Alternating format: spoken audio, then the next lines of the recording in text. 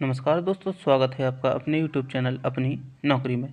दोस्तों, अभी तक हम 3 वीडियो अपलोड कर चुके हैं हिंदी पेडागोजी से संबंधित, और पेडागोजी की सीरीज का वीडियो नंबर है आज का 4। और आज भी हम कुछ महत्वपूर्ण प्रश्नों को देखने वाले हैं जो बहुत ही महत्वपूर्ण है एमपीटेट, रीट, सीटेट और अन्य सभी शिक्षक भर्ती परीक्षा के लिए जिनमें भी पेडागोजी पूछी जाती है। तो इसमें सिर्फ पेडागोजी के प्रश्न सम्मिलित होंगे। और वीडियो शुरू करने से पहले एक सूचना, अगर आप एमपीटेट की सीरीज लेना चाहते हैं, टेस्ट सीरीज, तो आप कूपन कोड यूज कीजिए APN50 और लीजिए, तो आपको इसमें मिल जाएगा 50% का डिस्काउंट। चलिए वीडियो को शुरू करते हैं। आज के वीडियो का हमारा जो पहला प्रश्न है वो है, भाषा शिक्षण की पद्धति नहीं है। कौन सी जो है वो भाषा शिक्षण की पद्धति नहीं है? मॉन्टेसरी, किंडरगार्टन, डक्राली या फिर अभिक्रमित अनुदेशन। तो भाषा शिक्षण की जो पद्धति नहीं है उसका राइट आंसर हो जाएगा आपका, जल्दी से बताइए क्या होगा? जी हाँ, तो इसका राइट आंसर हो जाएगा अभिक्रमित अनुदेशन। इसका राइट आंसर हो जाएगा, है ना। ये किसके शिक्षण की है? तो ये अभिक्रमित अनुदेशन मुख्यतः व्याकरण शिक्षण की विधि है। किसके शिक्षण की? व्याकरण शिक्षण की विधि है। और किसने दी थी?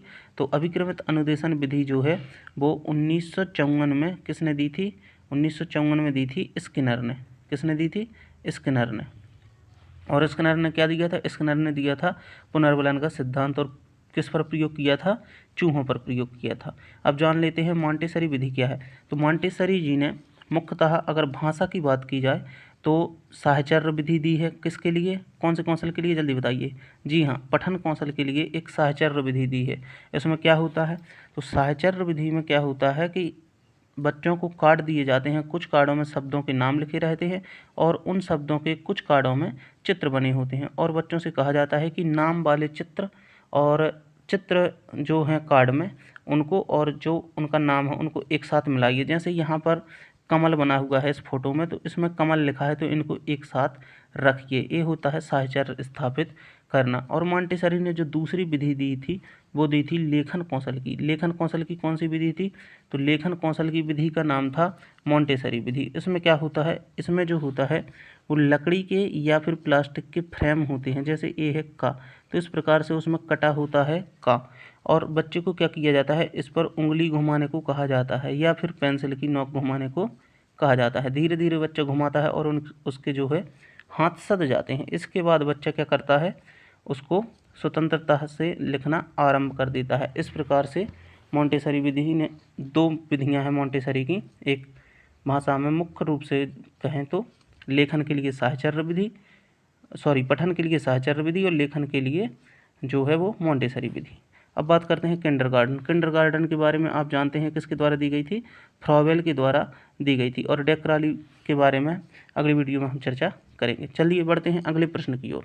दोस्तों, सभी प्रश्न देखिए बहुत ही महत्वपूर्ण हैं, और जहां मुझे लगेगा कि व्याख्या जरूरी है वहां आपकी व्याख्या भी की जाएगी। शुद्ध परिभाषा वाला प्रश्न है ये।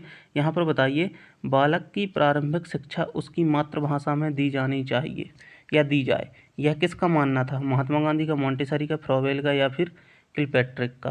तो यहाँ पर आप सीधे सीधे कह सकते हैं कि जो बालक की शिक्षा है उसकी मातृभाषा में दी जाए, यह कथन किसका है? महात्मा गांधी का। महात्मा गांधी के बारे में एक चीज़ और आप बताइए, तो कमेंट करके बताइए या फिर मैं बताऊं। तो देखिए, महात्मा गांधी ने लेखन कौशल के संबंधित कुछ कहा था, उसको आपको क्या करके बताना है? कमेंट करके बताना है, नहीं तो अगली वीडियो में मैं बता दूंगा। चलिए, इसका आंसर हो जाएगा महात्मा गांधी। अगले प्रश्न की ओर बढ़ते हैं। प्रश्न क्रमांक 3, व्याकरण शिक्षण के लिए उपयुक्त विधि नहीं है। तो व्याकरण शिक्षण की विधियाँ आप अच्छे से जानते हैं कौन कौन सी हैं। आगमन भी है, निगमन भी है, संश्लेषण है, विश्लेषण है, और अव्याकृत विधि भी जो है वो व्याकरण शिक्षण की विधि है। लेकिन कक्षा अभिनय प्रणाली जो है वो व्याकरण शिक्षण की विधि नहीं है। चलिए अगले प्रश्न की ओर बढ़ेंगे। प्रश्न क्रमांक 4, हिंदी गद्य शिक्षण की पाठ्य योजना में उद्देश्य कथन आता है, किसके बाद आता है? प्रस्तावनात्मक प्रश्न के बाद आता है, पूर्व ज्ञान के बाद आता है, आदर्श वाचन के बाद आता है, या मौन वाचन से पहले आता है? तो हिंदी शिक्षण में जो पाठ्य योजना है, आपकी पाठ्य योजना विधि है, उसमें उद्देश्य कथन कब आता है? तो उसमें उद्देश्य कथन कब आ जाता है? प्रस्तावना प्रश्न के अनुसार सबसे पहले प्रस्तावना, उसके बाद उद्देश्य कथन आते हैं। चलिए बढ़ते हैं अगले प्रश्न की ओर। और पाठ्य योजना विधि किसके द्वारा दी गई है? तो ये दी गई है किसके द्वारा? हर्बर्ट के द्वारा दी गई है। किसके द्वारा? हर्बर्ट के द्वारा। अगले प्रश्न की ओर बढ़ेंगे। प्रश्न क्रमांक 5, शब्द का अर्थ स्पष्ट करने हेतु कौन सा सर्वाधिक उपयुक्त तरीका है? यहाँ पर एक ऑप्शन नीचे है, लेकिन इन्हीं 3 में से आपको आंसर बताना है। किसी शब्द का जो है वो आपको अर्थ स्पष्ट करना है, उसके लिए आप सबसे अच्छा तरीका कौन सा मानते हैं? उस शब्द की व्याख्या कर दो, या वाक्य प्रयोग कर दो, या फिर भ्रमण करके दिखा दो। तो ऐसा तो हर एक शब्द भ्रमण करा नहीं सकते, संज्ञा संबंधी शब्द दिखा सकते हैं। जैसे मान लीजिए यहाँ पर हमने कहा घर, घर जो शब्द है उसकी व्याख्या करेंगे आप, या फिर आप बच्चों से कह दो कि इनका वाक्य प्रयोग करो। इनका वाक्य प्रयोग करो कैसे? कि हम घर से स्कूल आए, छुट्टी के बाद हम घर जाएंगे। इस प्रकार के वाक्य प्रयोग जो है वो सबसे अच्छा तरीका है शब्द का अर्थ स्पष्ट करने के लिए। अगले प्रश्न की ओर बढ़ेंगे। वाचन के समय पुस्तक की आँखों से दूरी होनी चाहिए। जब आप पढ़ते हैं तो जो आपकी पुस्तक है उसकी आँखों से दूरी कितनी होनी चाहिए, आपको ये बताना है। आपकी आँखों से पुस्तक की जो दूरी है वो कितनी होनी चाहिए? इंच में है, यहाँ पर ध्यान रखना। 10 इंच, 9 इंच, 11 इंच या फिर 12 इंच। जी हाँ, तो इसका राइट आंसर हो जाएगा ऑप्शन नंबर 4, 12 इंच। कितना? याद रखना, ये डायरेक्ट प्रश्न पूछे जाते हैं, कई एग्जामों में पूछे गए हैं। तो वाचन के समय पुस्तक की आँखों से दूरी होनी चाहिए, वो होनी चाहिए कितनी? 12 इंच। और अगर सेंटीमीटर में पूछे तो लगभग 24 सेंटीमीटर से ज़्यादा या 25 सेंटीमीटर के लगभग होनी चाहिए। चलिए अगले प्रश्न की ओर बढ़ते हैं। किस दृश्य उपकरण में पारदर्शी ट्रांसपेरेंसी का उपयोग होता है? पारदर्शी ट्रांसपेरेंसी में जिसमें आर पार देखा जा सकता है उसका उपयोग किया जाता है। स्लाइड प्रक्षेपक में, ओवरहेड प्रोजेक्टर में, अपारदर्शी प्रक्षेपक में, या फिर फिल्म स्ट्रिप में। तो दृश्य उपकरण या पारदर्शी जो सीट का प्रयोग किया जाता है वो किया जाता है आपका ओवरहेड प्रक्षेपक या प्रोजेक्टर में। एक प्रक्षेपी है OHP। ये प्रश्न पूछा गया है, तो OHP का फुल फॉर्म पूछा गया था, या पूछा गया था एक टेट में कि OHP है तो वो कौन सी प्रक्षेपी जो था सामग्री थी, सहायक सामग्री है OHP। तो OHP के बारे में देख लेते हैं क्या होती है ये। तो इसका राइट आंसर हो जाएगा OHP। इसके बारे में देखते हैं ये क्या होता है। तो चलिए नीचे OHP के बारे में थोड़ा सा लिख रखा है, उसको आप समझने की कोशिश कीजिएगा। OHP एक उपकरण है जिसका उपयोग ओवरहेड मिरर के माध्यम से दीवार या स्क्रीन के छवियों को प्रदर्शित करने के लिए किया जाता है। एक मशीन होती है जिसमें नीचे बल्ब लगा होता है, यहाँ मिरर लगा होता है, तो इससे रिफ्लेक्शन होकर दीवार पे उसका चित्र बनता है। ये प्रयोग किया जाता है। जिन छवियों या सामग्रियों को प्रोजेक्ट करने की आवश्यकता होती है, पहले एक पारदर्शी लचीली सामग्री आमतौर पर सेल्यूलोज की एसीटेट पर बनाई जाती है। तो जो सेल्यूलोज की सीट होती है वो कैसी होती है? पारदर्शी। तो पारदर्शी जो सीट है उसका प्रयोग किसमें किया जाता है? OHP में किया जाता है। चलिए अगले प्रश्न की ओर बढ़ेंगे। मौन पठन के विषय में धारणा है। मौन पठन जो है उसके बारे में क्या धारणा है? एकाग्रचित्त होकर पढ़ने का अभ्यास होता है मौन पठन से। मौन पठन से पढ़ने की गति धीमी होती है। मौन पठन से पढ़ने की धीमी ध्वनि होठों से निकलती है। और मौन पठन आदर्श वाचन के तुरंत बाद किया जाता है। कौन सा इसके बारे में सही है मौन पठन के बारे में? तो पठन आपको पता है 2 प्रकार का होता है, मौन पठन और सस्वर पठन।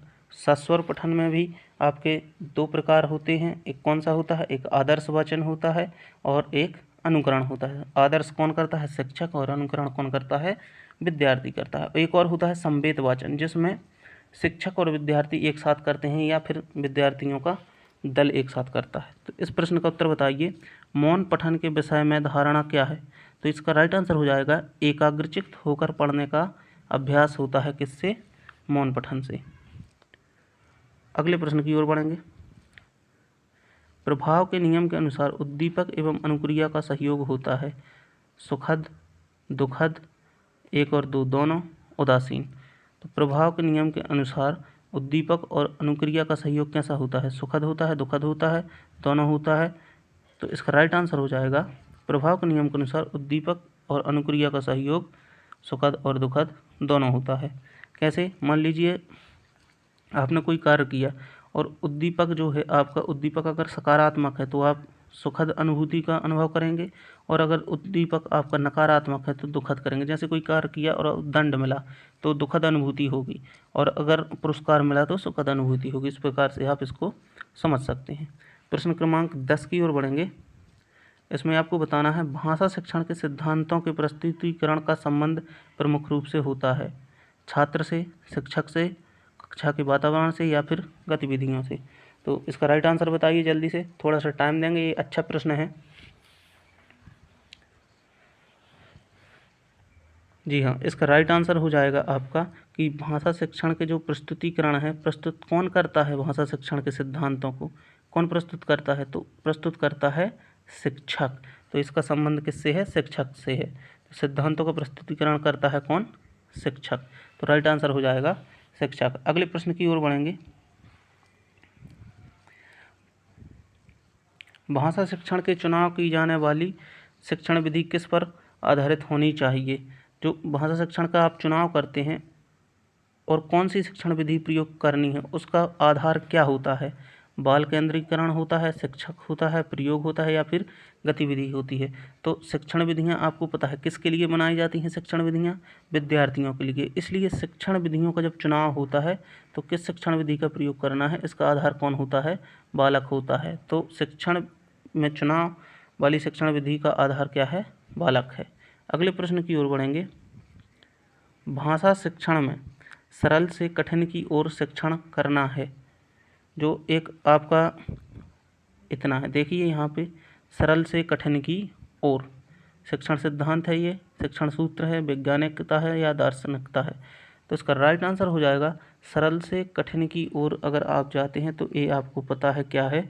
शिक्षण सूत्र है। क्या है? शिक्षण सूत्र, सरल से कठिन की ओर। अगले प्रश्न की ओर बढ़ेंगे। शिक्षक द्वारा सामान्य रूप से बालक में किस भाषा कौशल का विकास किया जाता है? श्रवण भाषा कौशल का, वाचन का, पठन का, या फिर लेखन का? चलिए बताइए, शिक्षक कौन से कौशल को विकसित करता है बालकों में? जी हाँ, तो इसका राइट आंसर हो जाएगा श्रवण कौशल का। किसका? श्रवण कौशल का। इसको समझिएगा किस प्रकार से श्रवण कौशल का विकास करता है। देखिए, जब भी कोई शिक्षक वाचन करता है तो शिक्षक कौन सा वाचन करता है? आदर्श वाचन करता है। और विद्यार्थी उनको सुनता है तो विद्यार्थी कौन सा वाचन करता है? अनुकरण वाचन करता है। तो शिक्षक ने बोला और विद्यार्थी ने सुना, तो इसमें कौन से कौशल का विकास हो रहा है? श्रवण कौशल का विकास हो रहा है। किसमें? छात्र में। इसके बाद आ गया वाचन, पठन और लेखन। तो वाचन कौशल का, बोलने के, जब श्रवण कौशल का विकास होगा तभी तो बोलेगा।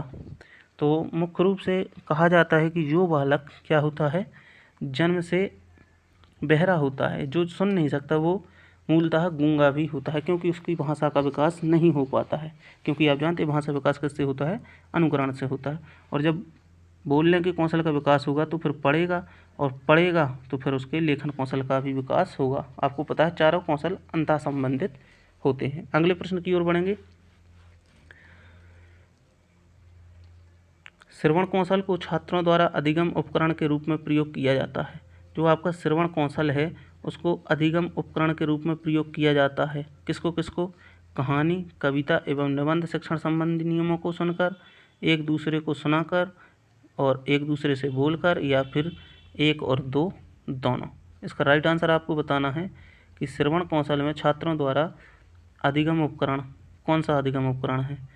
जी हाँ, तो इसका राइट आंसर हो जाएगा कहानी, कविता एवं निबंध शिक्षण संबंधी नियमों को सुनकर, एक दूसरे को सुनाकर। तो यहाँ पे राइट आंसर आ जाएगा आपका ऑप्शन नंबर 1 और 2 दोनों, श्रवण कौशल को विकसित करने के लिए।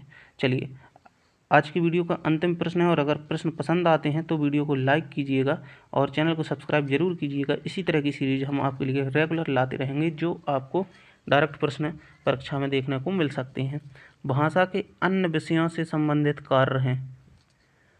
भाषा का जो अन्य विषयों से संबंधित कार्य हैं, अन्य विषयों से शिक्षण का माध्यम है भाषा, और अन्य विषयों के प्रस्तुतीकरण का माध्यम है भाषा। 1 और 2 दोनों। तो इसका राइट आंसर हो जाएगा 1 और 2 दोनों, क्योंकि कोई भी विषय पढ़ेंगे आप, भाषा से पढ़ेंगे ना। जैसे आप विज्ञान पढ़ रहे हैं तो विज्ञान भी किस में है, भाषा ही में तो है, हिंदी में है। सामाजिक विज्ञान पढ़ रहे हैं तो वो भी हिंदी में है। तो अन्य विषयों से शिक्षण का माध्यम, अन्य विषय पढ़ेंगे तो भी भाषा का पढ़ाई की जाएगी, और अन्य विषयों का प्रस्तुतिकरण होगा तो भी भाषा पढ़ी जाएगी। तो इसका आंसर हो जाएगा 1 और 2 दोनों। तो आज के वीडियो को यहीं पर अंत करते हैं और मिलते हैं कल नए प्रश्नों के साथ, कुछ महत्वपूर्ण टॉपिक्स के साथ। और कमेंट करके ज़रूर बताइएगा आपको किसी टॉपिक से संबंधित ट्रिक चाहिए हो तो ट्रिक ज़रूर बना देंगे। मिलते हैं अगले वीडियो में। जय हिंद, जय भारत।